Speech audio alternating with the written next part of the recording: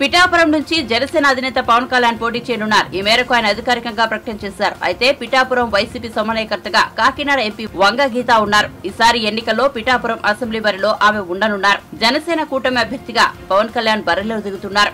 అయితే విజయం తమదేనని వంగ గీత ధీమా వ్యక్తం చేయనున్నారు. గురువారం మీడియాతో మాట్లాడిన ఆమె వైసీపీ అధిష్టానం నిర్ణయం మేరకు తాను పిఠాపురంలో పోటీ చేసేందుకు రెడీగా ఉన్నానని ఆమె తెలిపారు.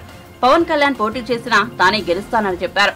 సీఎం జగన్ ప్రవేశపెట్టిన పథకాలే తనను గెలిపిస్తాయని వంగ గీత ధీమా వ్యక్తం చేశారు. వైఎస్ఆర్సీపీ పార్టీ గెలుస్తుంది, వైఎస్ఆర్సీపీ అభ్యర్థి గెలుస్తుంది. తప్పకుండా ప్రజా మద్దతుతో, మాకు సంపూర్ణ ప్రజా మద్దతు ఉంది. ఎవరైనా పోటీకి మేమంతా సిద్ధంగా ఉన్నాం. వైసీపీ విజయ అవకాశాలు ఎప్పుడు కూడా బాగుంటాయి. పిఠాపురం నియోజకవర్గంలో వైసీపీ తప్పకుండా ప్రజల యొక్క అభిమానంతో, ప్రజల మద్దతుతో, ప్రజల ఓట్లతో వైఎస్ఆర్సీపీ తప్పకుండా గెలుస్తుంది.